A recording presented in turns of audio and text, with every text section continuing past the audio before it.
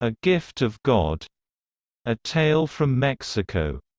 It was 6 o'clock in the morning and, in his little house in a little village in Mexico, Mario was asleep. He was still asleep at 7, at 8, at 9, and at 10 o'clock. Most days Mario woke up at about 11. Then his wife usually went to the shop to buy tortillas and coffee for his breakfast. Mario was a lucky man because Pedro, the shopkeeper, was a good friend and never asked him to pay for his food. But one morning, Pedro woke up feeling angry. "I get up at 5 every morning to work," he said to himself. But Mario lies in bed all morning doing nothing. He doesn't work and I give him free food. That's enough. If he wants any more free food, he'll have to do some work for me. Later that morning, Mario's wife walked into the shop at the usual time. "Tell your husband that I can't give him any more free food," Pedro said. "I'm making an extra room on the side of my house. If he helps me carry some large rocks from the quarry, then you can have more food." "Oh no," said Mario, when he heard Pedro's words. "Those rocks are too heavy for me to move. How many times must I say, if God wants to give, He'll give. And when He gives, He'll push it in through the window. Please, no more talk of work. What about a nice cup of fresh coffee?" After that, he put on his clothes and left the house. Later that morning, Mario was walking up the hill happily watching the clouds in the sky. Suddenly he heard shouts behind him, "Whoa! Whoa, there!" Turning round, he saw that a horse was galloping nearer and nearer. A man was riding the horse and shouting, but the horse didn't stop. "Whoa!" The rider shouted again, but the horse didn't go any slower. Now the horse was right in front of Mario. He jumped at it, took the horse's reins in his hands and made it stop. The rider was an old man with long white hair. He got down. "You don't run around all day like other people," he said to Mario, "but you're there when someone needs you." "You're very kind," replied Mario. "But to be like this is not hard. I try to sleep well, eat well, and not worry about things. Well, today you really helped me," said the old man. "And so I want to give you a gift of God." "A gift of God? I don't understand," said Mario. "When God gives a gift to somebody," the old man explained, "only the person that God gives it to can keep it. Follow me." Mario followed him, and they went up the hill. There the old man stopped and showed him a large rock. "Under that rock," he said, "are some leaves.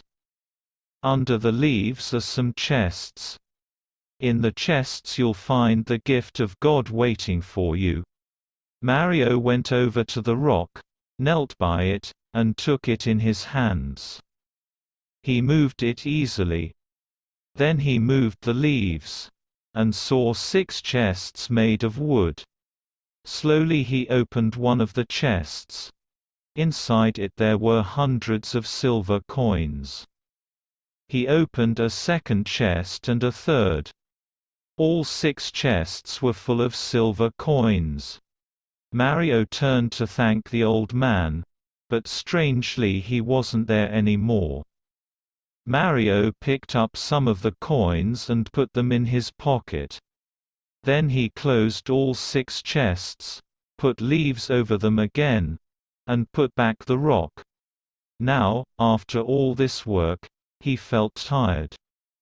He sat down under a tree, and went to sleep. When Mario woke up, he was hungry. He remembered something about a horse, an old man and some silver. Did it really happen or was it just a dream? He said to himself. But then he remembered something much more important: lunch. He started walking quickly down the hill to his house. Suddenly he heard a clinking noise. He put his hand in his pocket and found 6 silver coins there. That evening Mario's wife went back to the shop. She put the coins in Pedro's hand. "My husband sends you these. We need rice, a chicken, tortillas, tomatoes, and coffee." Pedro's mouth fell open when he saw the silver coins in his hand. How did Mario get so much money? He asked. "Come to our house tomorrow morning after 11," the wife said, "and he'll tell you." The next morning Pedro heard the story. He wasn't really sure if it was true.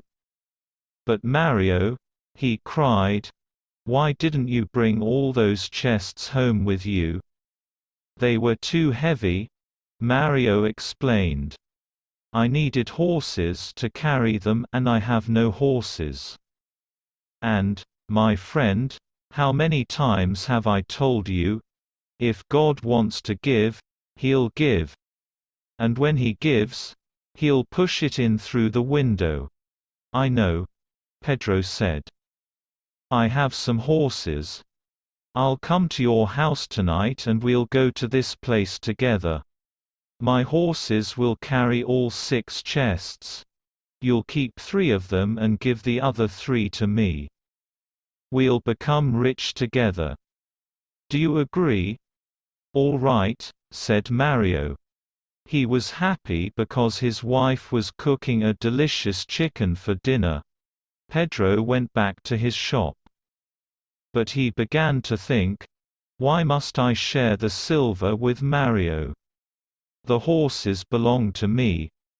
Without them Mario can do nothing. And he won't know what to do with the money. He'll just eat and sleep as usual. But I always know what to do with money. I'll build a larger house." That night, at 11 o'clock, Mario was asleep. "Husband," said his wife, "wake up. It's already 11 o'clock and your friend hasn't come." "He's just late," said Mario, and he went back to sleep. An hour later the wife woke her husband again. "Husband, it's midnight and I'm afraid that Pedro has decided to keep all the silver for himself." "Midnight? It's too late to go anywhere now. Wife, go to sleep." After that, Mario and his wife slept all through the night without waking up again. While Mario was sleeping, Pedro went up the hill with his horses and his men. He told the men to move the rock and look under the leaves. They found the 6 chests. "Open them," Pedro said. But when they opened them, they saw no silver coins inside, only lots of dirt and stones. "My friend Mario is laughing at me. He thinks that this is funny," Pedro shouted. "Well, I know how to be funny too." He told his men to put the chests onto the horses, to carry 'em down the hill, and to leave all the dirt and stones in front of Mario's house. They did this, and then they went back home. The next morning, when Mario's wife woke up, she couldn't open the door or window. "Husband, wake up," she said. "There's something outside our house and we can't open the door or the window." Mario got out of bed, and he pushed the door. He couldn't open it, not even a crack. He pushed the window, and at last it opened a crack. Lots of silver coins came through the crack and fell onto the floor. Husband, the wife said, Pedro did come last night. Perhaps, replied Mario. But all this work has made me hungry. What about a nice tortilla? Later that morning, the shopkeeper's mouth fell open for the second time in 2 days. Mario's wife came into the shop and bought more food and new clothes for herself and Mario. She put 20 silver coins down in front of the shopkeeper. What happened yesterday? We waited for you until midnight. She said. I was worried when you didn't come. Then this morning it all came through the window. But surely you gave us more than half. It wasn't me. Pedro said quickly. Of course it was. Who else would leave all those silver coins outside our house? There was silence. Then Pedro said quietly, Your husband always says that if God wants to give, he'll give. And that when he gives, he'll push it in through the window.